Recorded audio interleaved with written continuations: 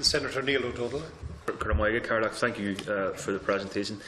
Guys, I have a number of points and one question, if you don't mind. I'm not going to hit you with a load of platitudes around the statistics. While I appreciate them, I don't need to tell you how awful these statistics are, because you know better than anyone around this table the very negative impact it's having on the traveller community. And while I'm a new member to this committee, I do appreciate the Chair for maintaining the engagement on this issue, because it allows us to become better informed, those of us who are new, as we do work on this issue in the time ahead. You had mentioned around the issue of an apology, and I just wanted to touch on that, because I thought some of the points raised by Deputy O'Brien were very pertinent. Certainly in the North, we're engaging with the government all the time to campaign and lobby the British government and EU colleagues and others around the issue of apologies and recognition of hurt and pain and loss inflicted on communities in the North. They tell us they're doing that, and I just think it's an absolute stain on them. It's an absolute shame that they would have the audacity to ask other people for apologies, as right as they are, and doing that, and it's justifiable and as much as they're needed, without affording the apology to our travelling citizens for the hurt and the pain and the institutionalised prejudice and sometimes indeed brutality inflicted on them. So I just wanted to make that point. My question is around the issue of recognition, and you touched on the recognition in the North. Many of our travelling communities in the North are still going through the same issues, still face the same issues that you have outlined. Even with that recognition in terms of the North. So I'm just wondering, for the benefit of those of us who are new and those of us who are coming to this issue, can you, and you have touched on some of it, but can you expand slightly on what that'll look like? What that'll mean in a practical, legislative, tangible way for the travelling community? The issue of recognition of itself is important culturally, psychologically, and for the community. I appreciate that, but just maybe in terms of some of the issues, Maria, you touched on, for example, the lack of traveller representation in these houses. Would it call for quotas? Would it allow for other? Just to touch on, so, and maybe it's too much. Maybe there's information you can provide us, and if that's the case, I'd appreciate that. It's already covered in that. I mean, it would mean the automatic inclusion of travellers in any anti-racism or intercultural initiatives that would be happening within the various department, in terms of the state, but also within the various departments, whether it be health, education.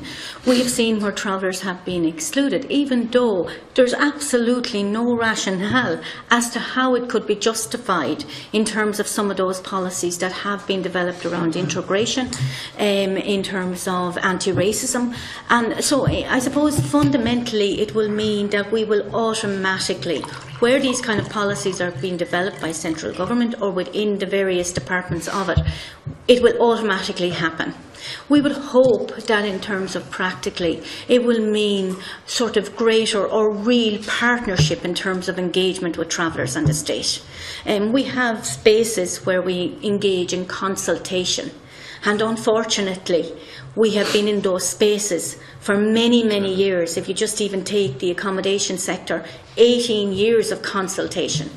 And numbers in terms of travellers on roadside, in terms of sharing accommodation, in terms of crisis accommodation, is increasing. That is not indicative of something that's working. So real partnership that actually has, that we are part of the decision-making processes in a real way, so that we ensure that, you spoke about Carrickmines, Deputy O'Brien, and I mean, what should be an absolutely heartbreaking, devastating event in the history of this state. And while there was certain goodwill there, we seen very, very quickly when it came to accommodating 10 grieving families of 10 people who had died, grieving families. They couldn't even create that space in terms of accommodation. And some of the statements that came out politically around, it's right that the settled majority should be consulted if a traveller is living in beside them. I mean, in the aftermath of 10 people dying and grieving families, they couldn't even find a space to create a safe space for those families to do it in terms of accommodation.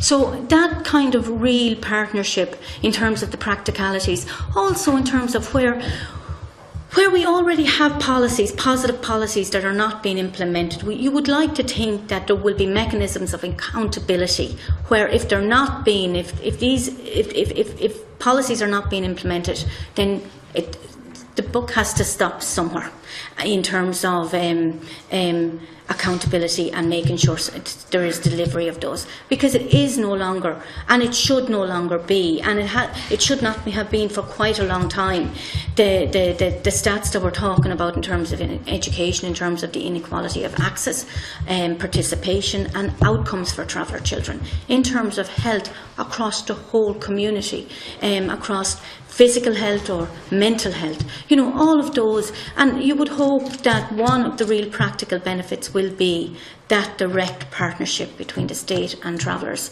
and the traveller organisations in terms of going forward around that. Thank you.